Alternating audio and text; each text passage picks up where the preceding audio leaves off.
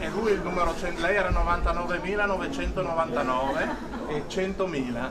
Grazie. È stato facile, no?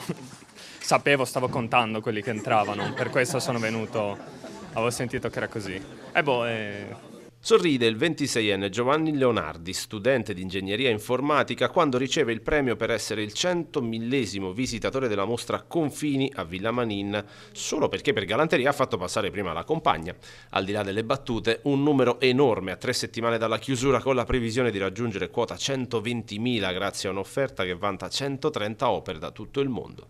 Sì, era il traguardo che tutti aspettavamo, era una speranza, adesso è diventata realtà, mancano ancora 3 settimane alla fine della mostra, quindi insomma la sensazione è quella di poter anche toccare i 120.000 visitatori finali, quindi insomma numeri di assoluta eccellenza a livello nazionale proprio. Il pubblico è un pubblico largo, con persone venute da quasi 100 province italiane, quindi praticamente da tutta Italia, e chiaramente le regioni Friuli Venezia Giulia, Veneto, Trentino Alto Adige, Lombardia ed Emilia sono quelle che hanno mandato più persone, ma gente davvero da tutta Italia, e poi questa larghissima presenza estera, siamo più o meno al 10% di visitatori stranieri.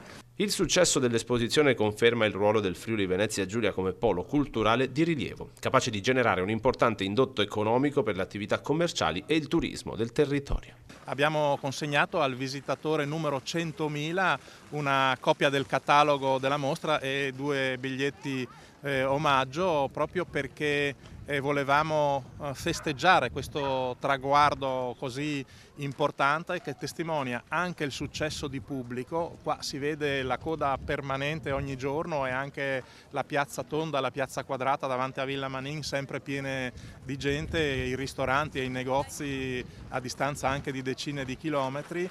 E quindi volevamo festeggiare questo traguardo che testimonia anche il successo di pubblico di quella che però è una produzione culturale senza precedenti, 130 opere che provengono da 40 musei di tutti i continenti e cantano la visione per il futuro della nostra regione.